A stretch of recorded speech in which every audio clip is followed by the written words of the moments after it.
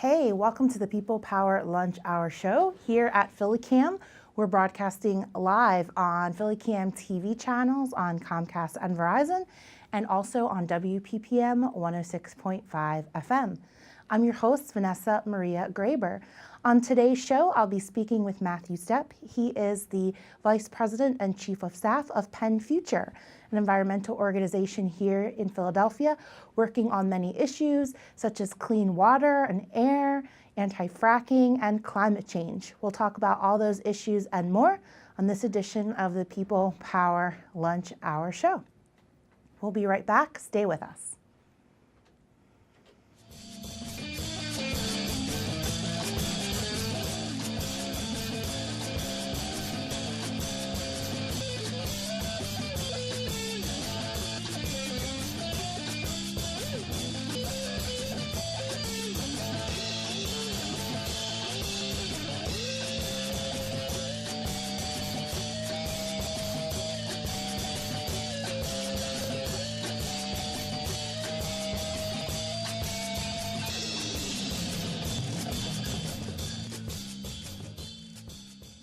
Hey, welcome back to the People Power Lunch Hour show. Again, I'm your host, Vanessa Maria Graber, and today we have live in the studio with us Matthew Stepp.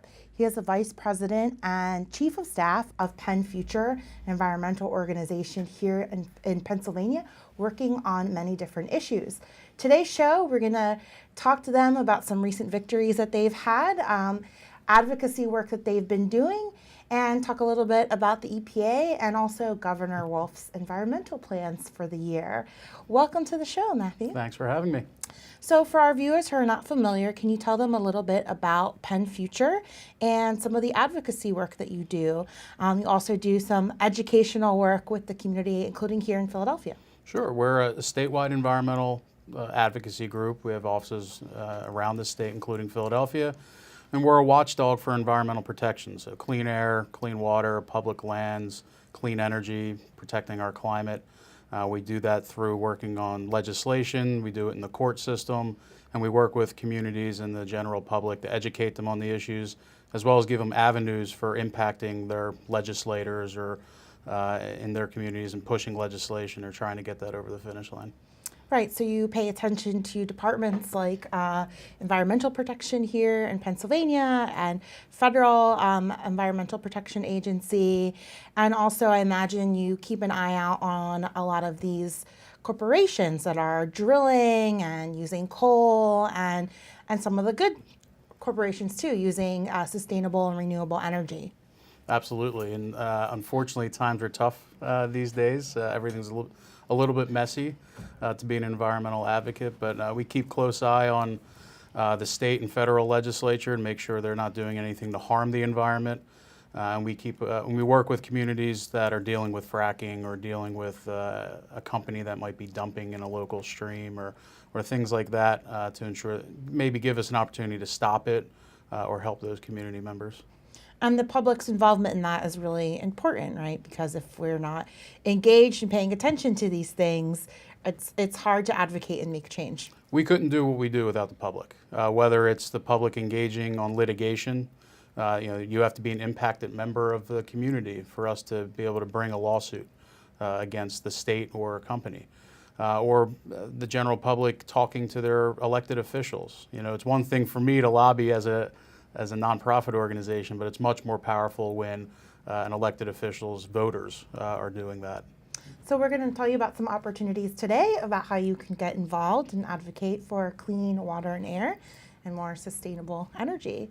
I wanted to start off with some good news that we had that I read off the Twitter page of PennFuture, and that was a legal victory that you all had. You represented some plaintiffs that received a settlement. Can you tell our viewers a little bit more about that? Sure. What we discovered was, and we worked with colleagues at the Sierra Club and a couple of other organizations, what we found was a number of coal plants in the state, actually all of the coal plants in the state, were working under permits that had long expired.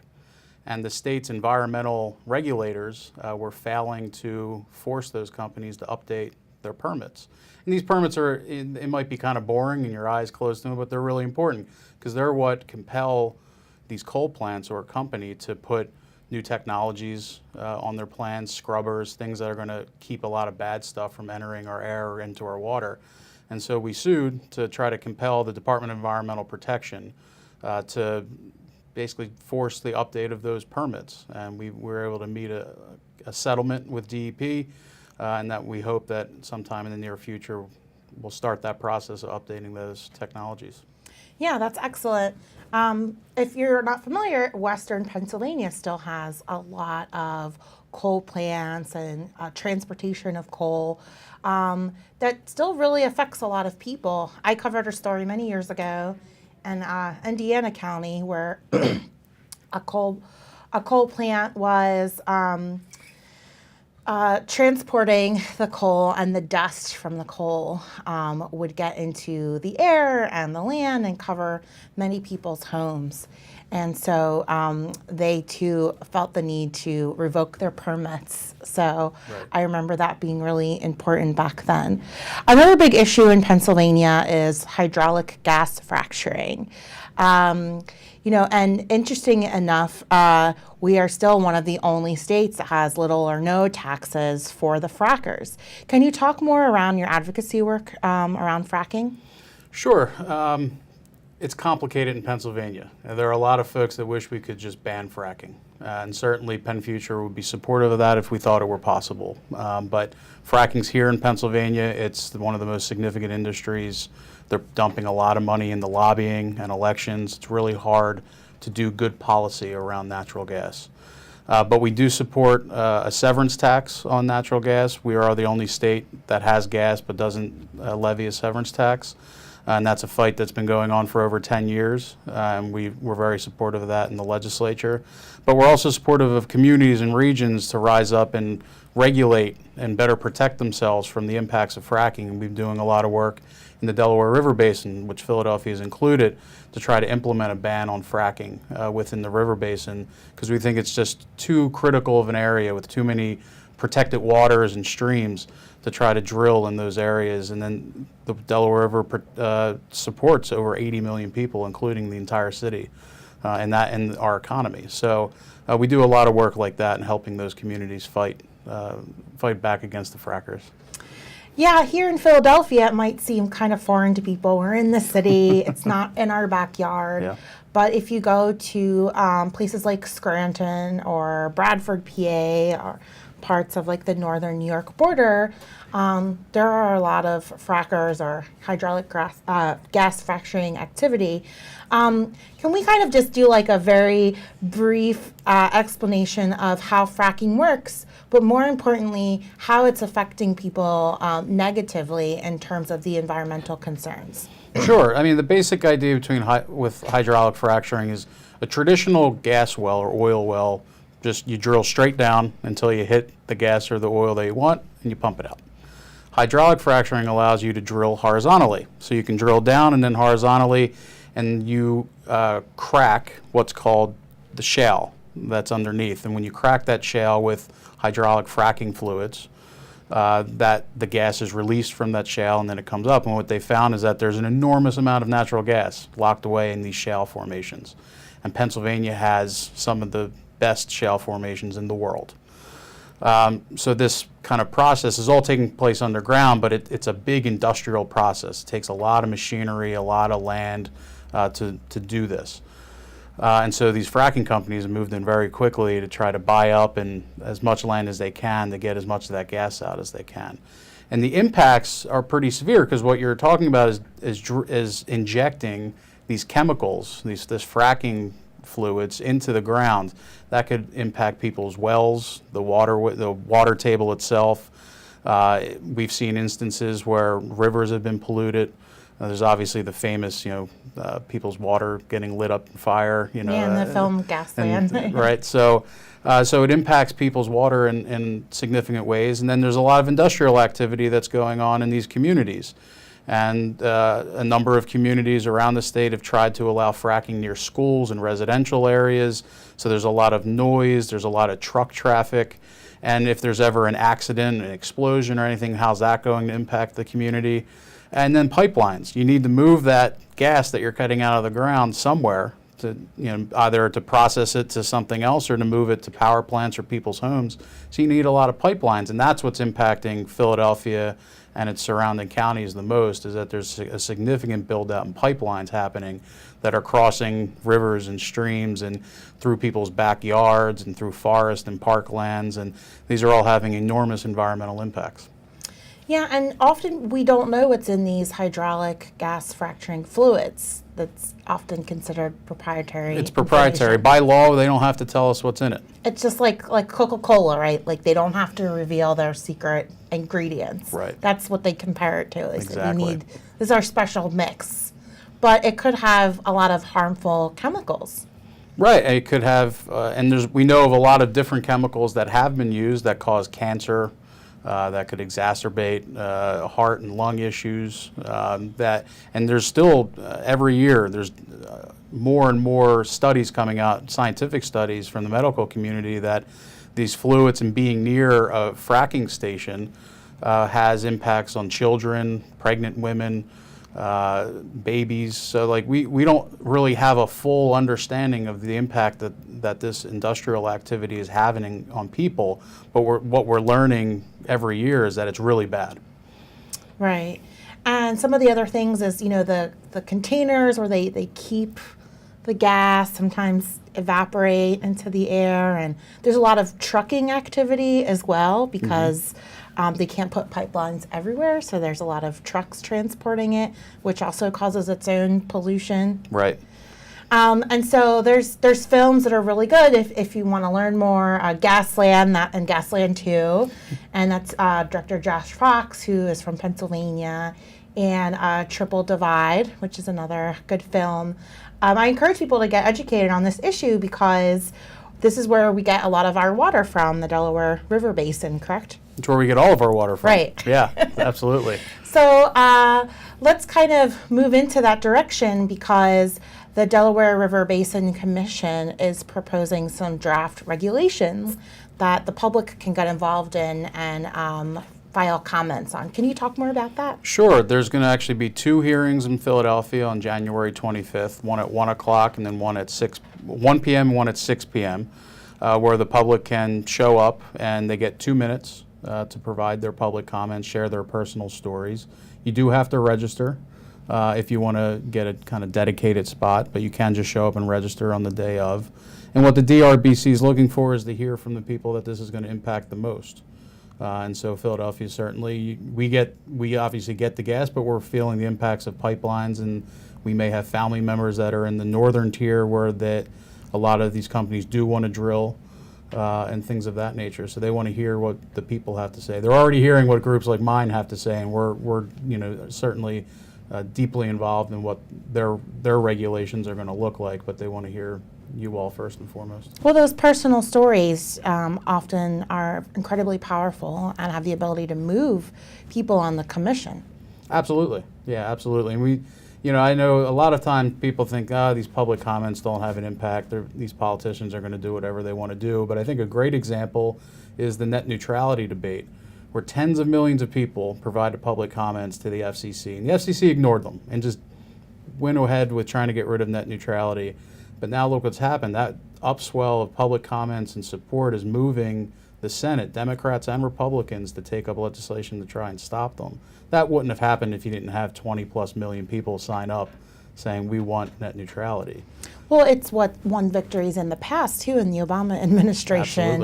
Absolutely. We filed so many net neutrality comments that it crashed the FCC server. Right. So I think anybody that's in the Delaware Basin, Philadelphia and the surrounding counties included, should show up to these meetings. Fill those hearing rooms. Yeah, fill the hearing rooms. And show whatever your opinion is, show that you care, because clean water, is everything. As we saw with Standing Rock, water is life. So I want to talk about what happens when companies violate their permits or they have spills or accidents. What's usually the process? The Department of Energy Protection in Pennsylvania oversees that. Can you tell us a little bit what you've observed as a watchdog when it comes to violations? Sure, and the Department of Environmental Protection keeps an eye out. They have inspectors and other types of folks that do inspections of industrial activity and drilling rigs and things like that.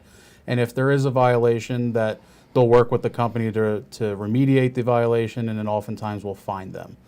And where environmental watchdogs like us come in is we keep an eye out for these type of activities too, and ensure that these companies are being held accountable if they are spilling something or not following the letter of the law. But unfortunately, what's also happening is you can only be as good as the Department of Environmental Protection.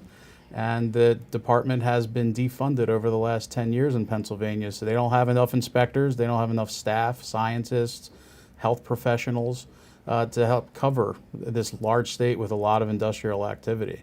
So clean water is one of them. I think the last statistic I saw is that they only had enough inspectors to look at a few hundred clean water issues around the state, even though there were thousands of potential violations. That seems really insane, for lack of better words, that we're seeing such, high impact of climate change, and we're seeing a real need for renewable, sustainable energy sources. Fracking is continuing to grow in Pennsylvania, yet you just said that the department has lost less support or financial support and employees. Why do you think that is? Is it because of the powerful lobby of fossil fuel corporations? I think it's all about political power. Companies fight the passage of these regulations and the passage of laws, and they've been really good to get politicians to say we have budget problems or we have too much government, and use that as an excuse to draw away funding for environmental protection. And they've done a fantastic job at it, not just in Pennsylvania, but other states as well as the federal, national government as well. The EPA is similarly underfunded compared to what they need to be. So it's all about political power. The fossil fuel industry is certainly a big reason for it, but the business community in general has made it a point for decades to try to limit the power and the influence and the impact of environmental regulations and laws, and they've been exceptionally effective at it. Well, one way to solve that problem is to have a severance tax that could fund the expansion of the DEP, or some other tax. I mean, wouldn't that help? That could help, but it also takes the legislature to say we're going to take money from the severance tax and put it towards the DEP. So that's a political decision, and we would certainly be supportive of that, and we think that's the right way to go. But you still have to fight the politicians that are trying to help out the business community and to subvert as much of the regulations as possible. Well, another reason for the public to call and communicate with their elected officials and put that much needed pressure on them to develop more resources. I think, that there's a lot of advocacy groups, all fighting for a slice of the pie. But again, when it's in your backyard and your family is sick, your water is not clean, your air is not clean, I mean, there's not much that could be done after that, right? Like, a lot of people wind up moving or are leaving. Yeah, I mean, that's the really sad part about it, is that we tend to, as a society, we tend to wait for the worst possible moment when the bad stuff's already happened to make a real decision and try to fix a problem. But when you're talking about environmental protection, what are we waiting for? Are we waiting for an entire town to get sick from drinking their own water? Are we waiting for everybody to leave because they can't breathe, they can't go outside without their asthma being inflamed? Or another Flint, Michigan situation, right, with the lead in the water. And Flint and lead's a great example. There are 12 cities and towns in Pennsylvania that have worse lead issues than Flint, Michigan right now. And you haven't heard a single politician in Pennsylvania stand up and say, this is a crisis and we need to fix it. And what's the reason for that? We've been seeing a lot of the decision making, which was like basically cost-cutting measures implemented by a small group of people that led to the Flint, Michigan water crisis. What do you think has happened in these 12 Pennsylvania communities? I think a lot of those communities are getting smaller, people are leaving, and then the people that are stuck there are being impacted by drinking that water and that lead. And we may never know the full extent of the health impacts unless we really got in there and studied it. But the state doesn't fund studies of lead impacts in water. Right, and then, to a certain extent in Flint, the Department of Justice got involved and provided resources to do further investigating.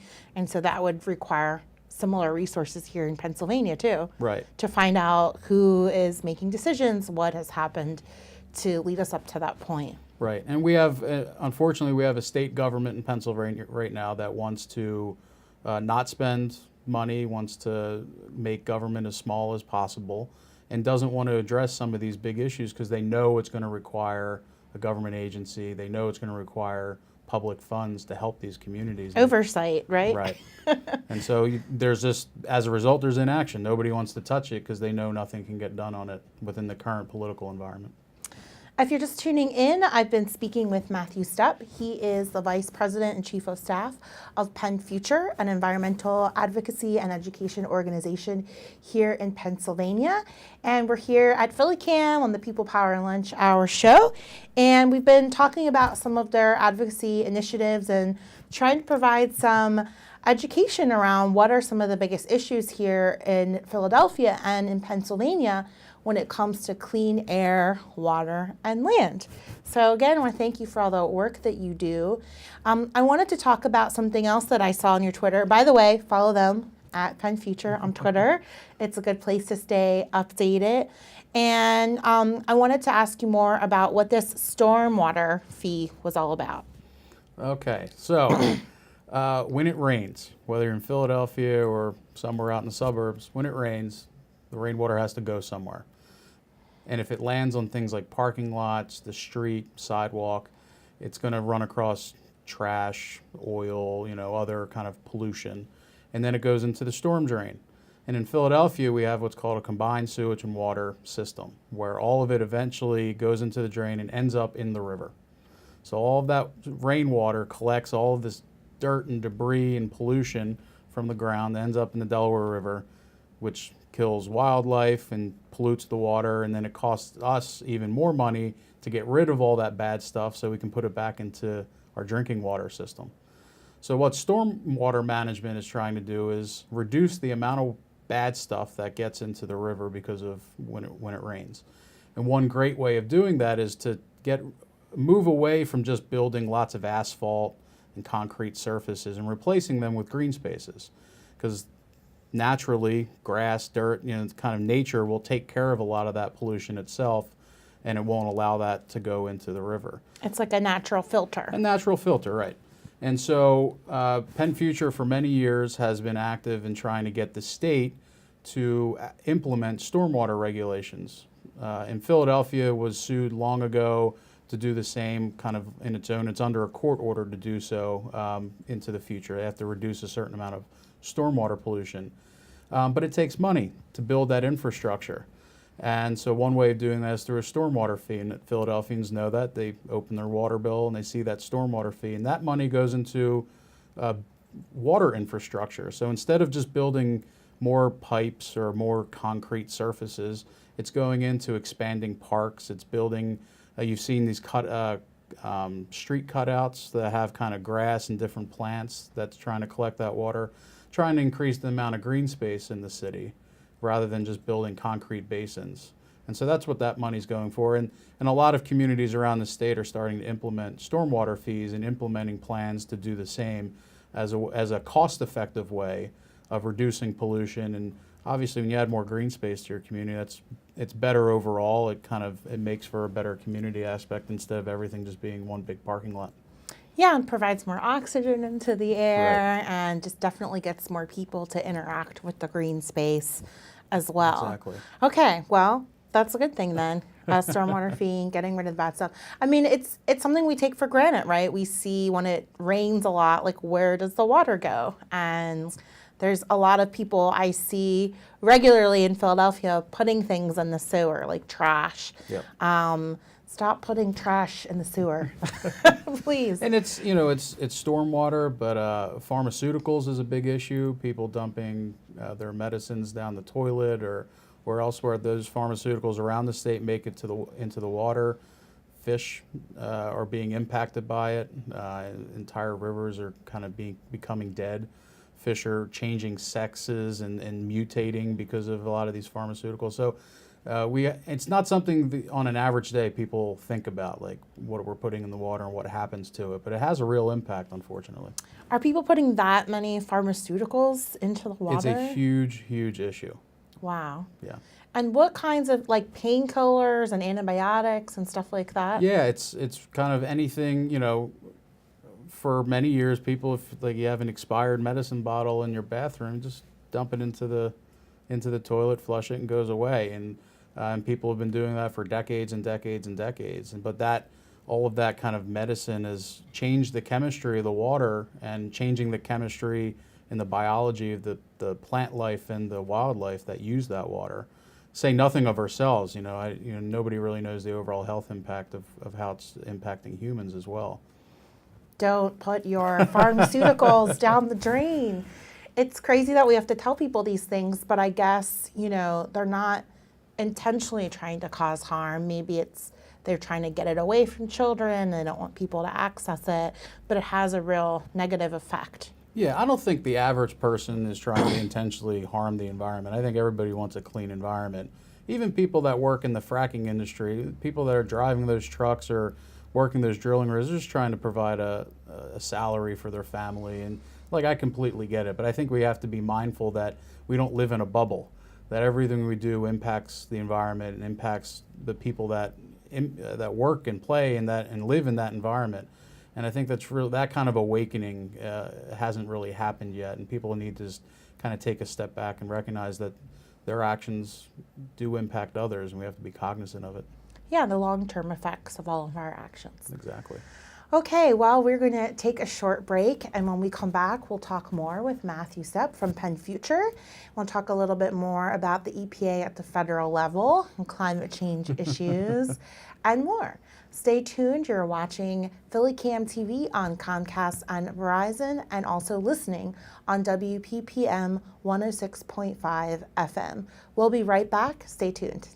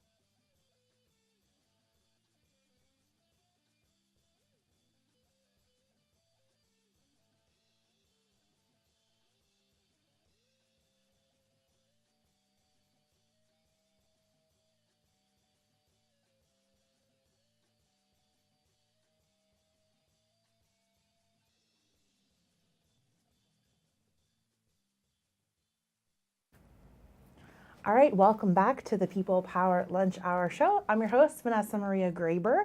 We're broadcasting live on PhillyCam TV on Comcast and Verizon, and also on WPPM 106.5 FM. Today's show is all about the environment. And we have here in the studio Matthew Stepp.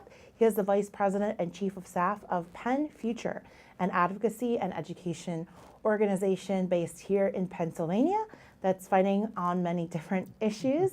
But for clean air, water, and land, engaging in a lot of advocacy and educational initiatives.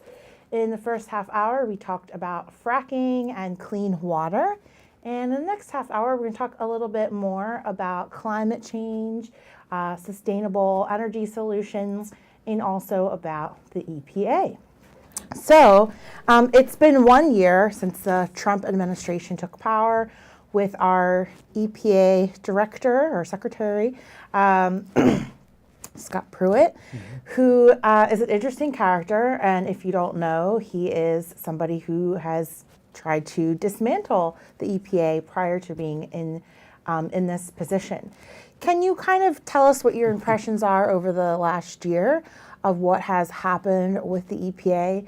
We've seen many of the other cabinet positions go unfilled, staff be at half levels, and what seems like a dismantling of federal government agencies and a reduction in regulations. Have you seen this kind of also happening at the EPA? Yeah, it's been the same thing at the EPA. Scott Pruitt was brought in with one job, and that was to weaken the EPA so that the business community can do more of just what it wants and doesn't have to be as regulated.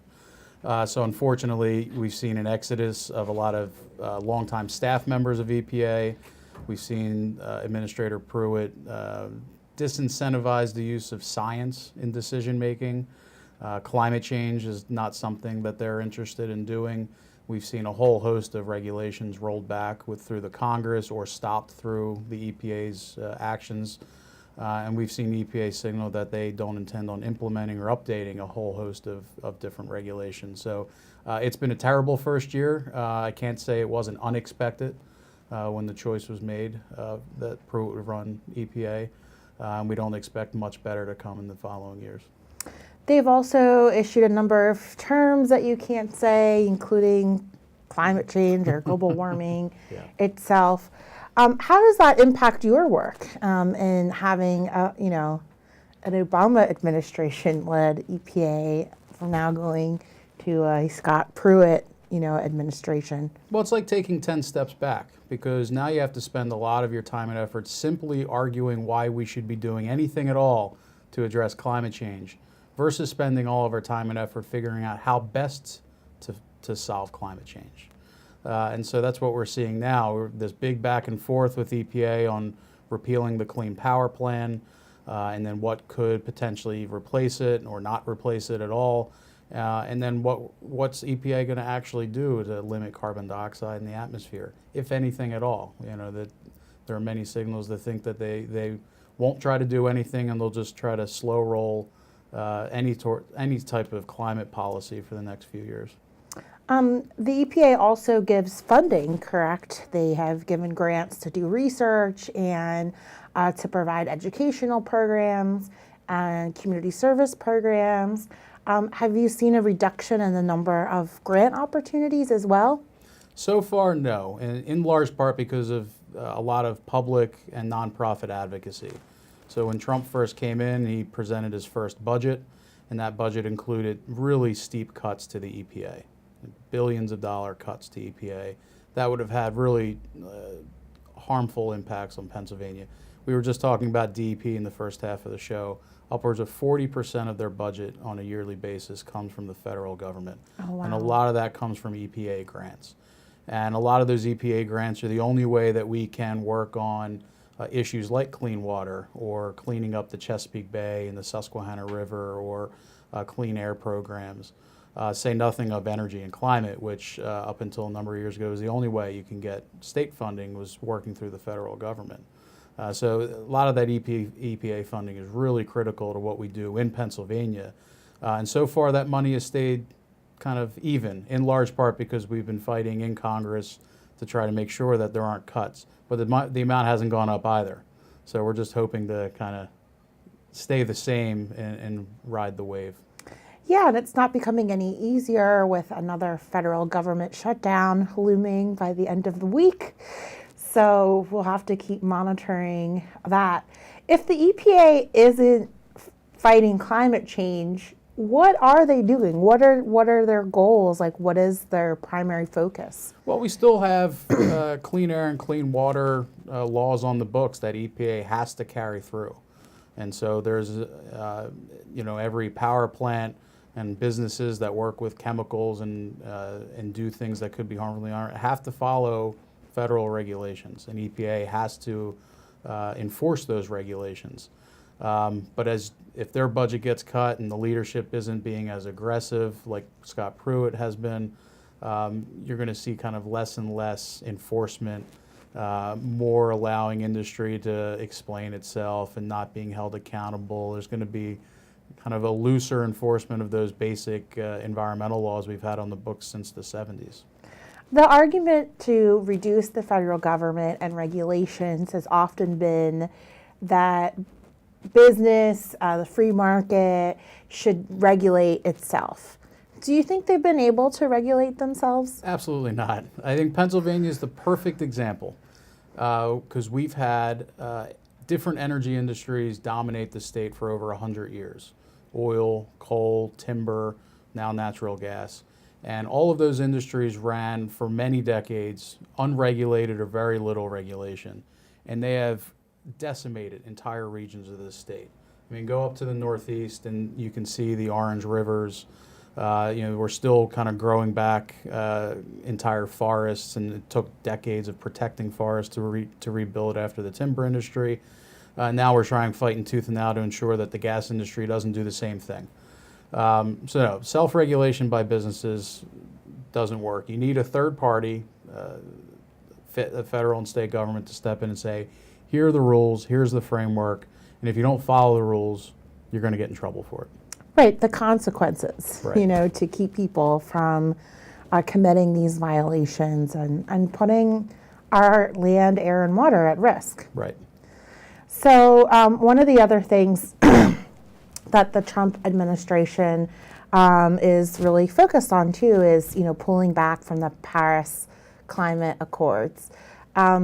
We've seen some individual states and even municipalities say, well, even though the Trump administration is doing that, we still want to comply with it and work with international groups to bring down our carbon emissions and build towards more renewable energies. Have we seen any moves towards that here in Pennsylvania? Not at the state level. Unfortunately, Governor Wolf has refused to sign on as a state to do that. But we've seen a lot of municipal leaders, Philadelphia and Pittsburgh, but also smaller cities, midtown cities like Allentown, Bethlehem have stepped up and said, no, we're going to do what we need to do to meet those carbon reduction goals as well. And groups like PennFuture, we have a Clean Energy Cities initiative that we've started this past year to try to help those type of cities and towns figure out how to actually do it. Because it's one thing to say we're going to do it, and then another how we're actually going to meet those carbon goals by 2030. So we're helping a lot of those towns do that now. What are some of the things Philadelphia can do to meet those goals? Well, Philadelphia is a little ahead of the game. We have a great Office of Sustainability, which Mayor Nutter created, that is creating a series of energy plans for the city. This past summer, they came out with a master energy plan for Philadelphia that included goals for energy efficiency, solar, what they can do. The city is one of the largest building owners in the city. And we have a lot of purchasing power with PECO on what kind of energy we can get from them. It doesn't necessarily have to be fossil fuel based. I think the city's doing a lot of great work. The city's Rebuild initiative is a great opportunity to turn a lot of facilities onto solar and energy efficiency. But we need help at the state and the federal level to ensure that Philadelphia has the resources it needs to get more citizens to put solar panels on their roofs or to help more businesses go more energy efficient. Have we seen any growth in Pennsylvania in people getting more solar powered? During the Obama administration, it was all about green jobs, and there was a lot of stimulus money released to train people to weatherize homes and make it more affordable for people to incorporate this into their energy and heating in their homes.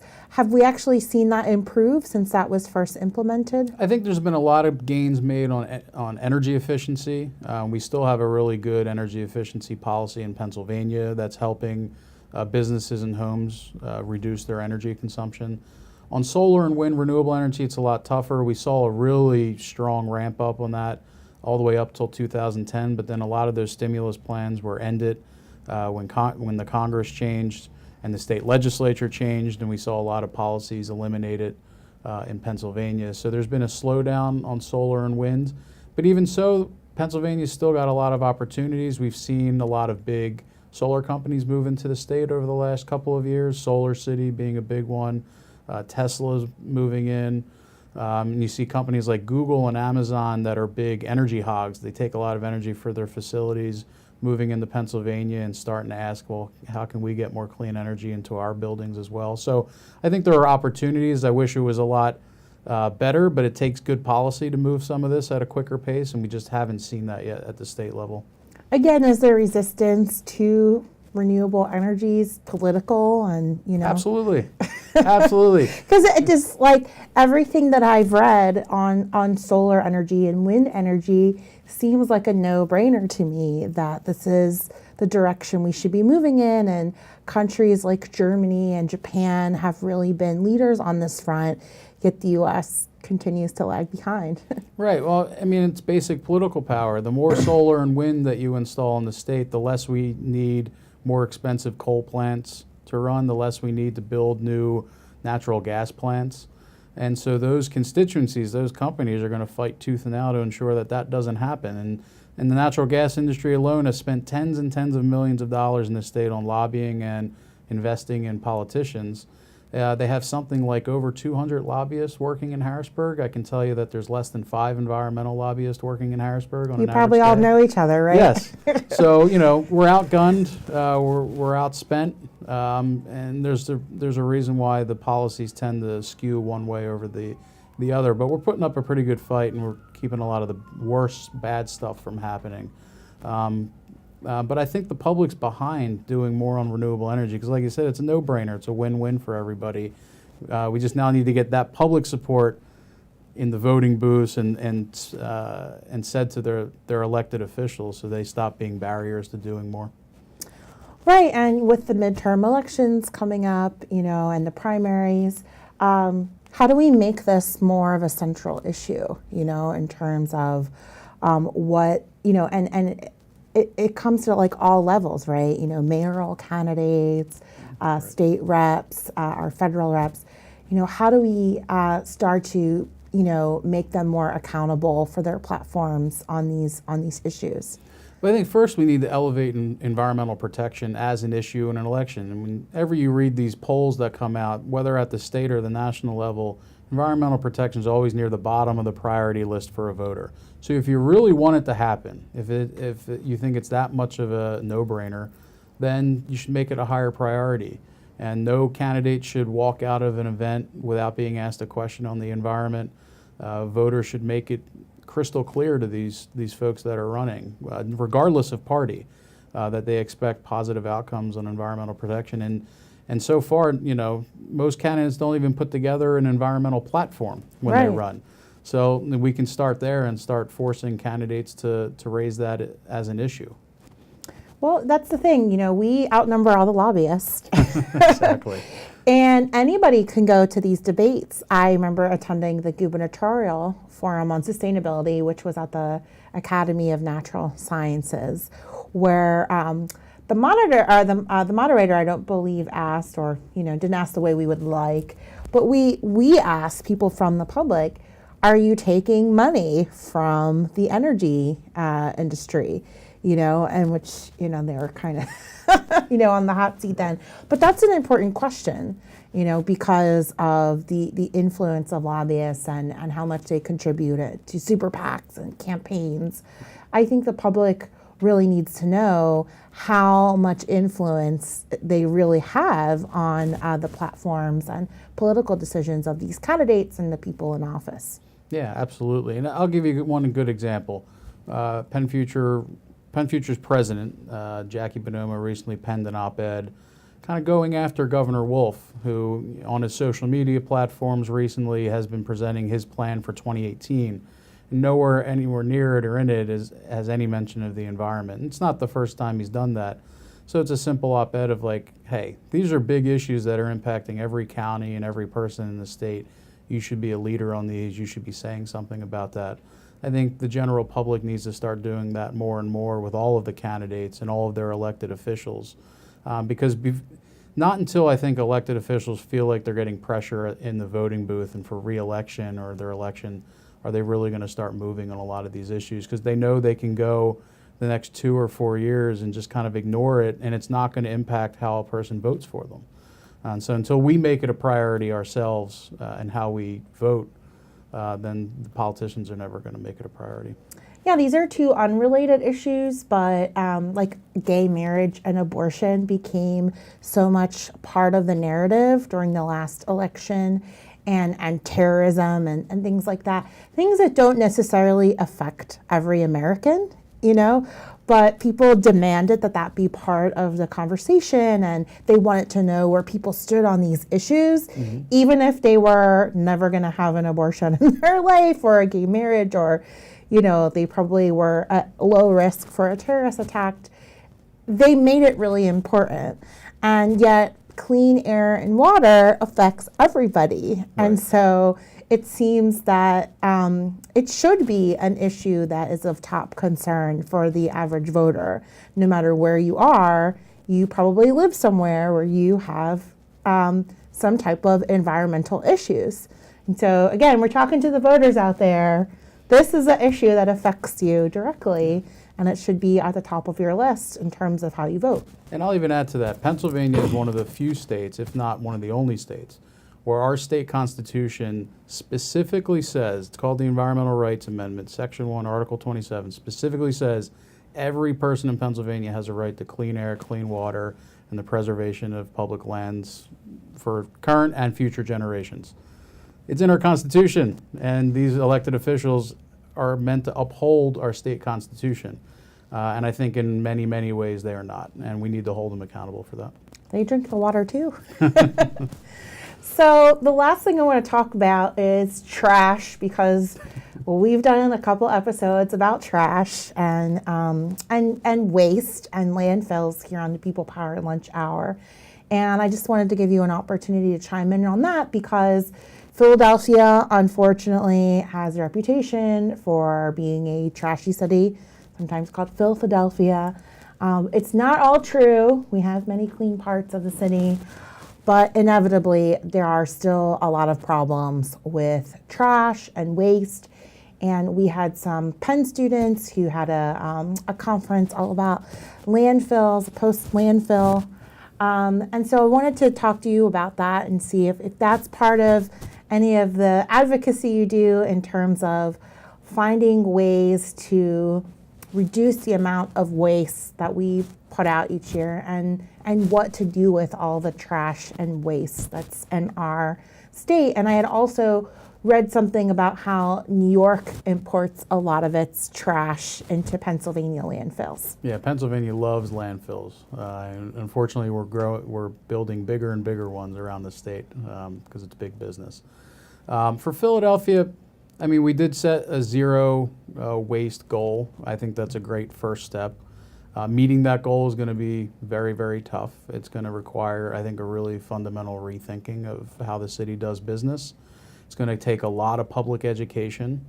I think the public thinks they can just throw whatever they want in the trash and don't really know too much about what they can recycle, what they can't recycle.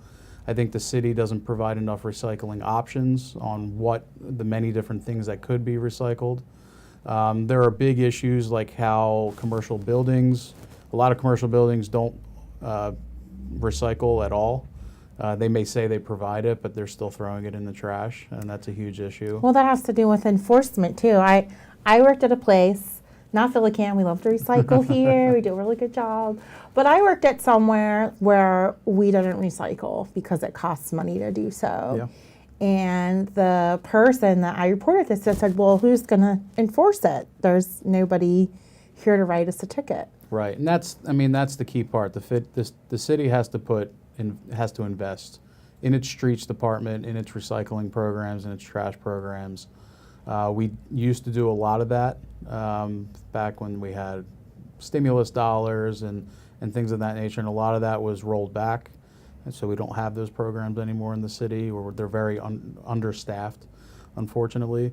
But enforcement's a huge deal. There's a lot of building going on in the city, and a lot of those builders don't want to pay what it costs for them to dump construction waste at the landfills, so they just dump it wherever they want. A lot of it ends up on the side of the river. A lot of it ends up in random empty lots throughout the city, or they try to put it into the regular residential trash stream. All that has to stop, and that takes enforcement. But then there are things the city, isn't doing, but it's going to take time to do, like how do we get rid of food waste? And there are a number of cities like Portland that are starting to move towards allowing food waste streams as like a public service. And that's just going to take, that's a whole new thing that the city would have to take, I think, a number of years to figure out how to do, educate people on how to do it, how to build the infrastructure to do it, and that's going to take some time. But enforcement, just to enforce the laws that we currently have on the books, would deal with a lot of the waste issues and trash issues we see. Yeah, I can think of a couple of things that I've seen elsewhere. Like Berkeley has a compost program. So you put out your recycling, your trash, and your compost, and the city picks it up. And there's still a lot of people that don't know what compost is. And, I keep a bucket of scraps, and people say, what's that for? And, it's great natural fertilizer. It's for the land. But again, there needs to be more education around that. And I remember seeing that and thinking, wow, that's really cool. They come and pick it up. And while we wait for the city to kind of implement those things, there are still private services here in Philadelphia that will come and pick it up for a small fee. One of the other things is San Francisco banned the plastic bags. We have so many plastic bags blowing in the wind in Philadelphia. It's really a problem. Yeah, and PennFuture and a lot of groups have fought for a number of years to get a plastic bag fee or a plastic bag ban in Philadelphia. We've come close a couple of times. That's a big deal because the supermarkets and the corner stores obviously don't want it. It's cheap. It's cheapest and easy for them to just use plastic bags. The plastic bag industry has fought back. They've been trying to pass a law at the state level that would ban cities from banning plastic bags, believe it or not. And that's come close to becoming state law. So there's a huge battle going on. There's the plastic bag industry, I think, employs something like 1,500 people in Pennsylvania and has a couple of big manufacturing facilities in it. So the plastic bag industry, of course. Of course. That's like anything else. Right. It's like, why aren't they doing this? Well, consumers also have a say too, because I try to be mindful of that. Like if I get a drink, for example, and they'll automatically put it in one of those plastic bags, even though I'm going to drink it. So, you can say, no, I don't need a plastic bag. People can bring their own bags. Some stores will even give you a small credit if you bring your own, bags. And, just in general, don't double bag it. Like, don't be wasteful if you don't need it. People can bring boxes. I mean, there's so many ways you can transport the stuff. Places like Aldi, for example, you have to buy the bags there. And so people don't want to buy them. So a lot of times people will put them in the boxes. And that kind of makes me happy to see people saying, like, I don't really need this. I don't want to pay for it. Yeah, and Washington, D.C. is a good example. They had a huge bag problem. It was clogging up the Potomac River and a number of their waterways down there. They put a small fee on the bags, on plastic bags, and they saw over an 80% decrease in the amount of bag pollution going into the waterways. And I think you could see something very similar in Pennsylvania, because those people that are just getting the bag for their drink or to put their lunch in or something are going to skip it, or more people are going to use reusable bags, or they're going to recycle the plastic bags, or those type of situations. So I think there are easy fixes for it, but you got to fight the business community on this one. Yeah, seeing is believing too. When I've been to places like California and even places in Europe where they don't have that, and yet people seem to get around just fine. You think like, oh, this isn't a really big change. It's more of a personal lifestyle adjustment in order to make these things possible. Right. And again, the public has a say. Even if legislatively they don't mandate a ban to the bags, you can still say no and bring your own. Exactly. Okay, so we've talked about almost everything, and I hope you'll continue to come and visit the People Power Lunch Hour to keep us up to date. Can you give folks the dates of those Delaware River Basin Commission public hearings in Philadelphia one more time? They're both on January 25th. The first one starts at 1 p.m. The second one starts at 6 p.m. If you could, go to the DRBC's website and register ahead of time. You can register the day of, but the people that register earliest are going to get the first opportunity to speak, and they're going to just let people speak right up until the event's over. So, hopefully you can get in line, share your 2-minute personal story and why this impacts you. PennFuture is going to be sending out kind of not talking points, but like some pointers on how best to give a public comment at an event like this. Do you have information too that explains the regulations or gives like an overview or your point of view on it? We do, and PennFuture's provided our own kind of detailed public comments that go through a number of the issues, because while they're proposing a ban on fracking, they're also proposing to allow fracking wastewater to be transferred around the basin and other kind of situations that could have really harmful impacts. So it's not a 100% great situation, and there's some work to be done there. So we're trying to get the word out on that as well. And can folks volunteer and contribute to PennFuture? Well, we're a 501c nonprofit, so obviously any donations are greatly appreciated. But we try to produce a number of programs to allow the general public to engage. We have a wonderful program called the Advocates for Conservation and the Environment, which we build volunteer teams in districts around the state, and we train them on how to interact with their elected official, and then we help them set up meetings and go speak to their elected official in their district office about the big environmental issues that are impacting them.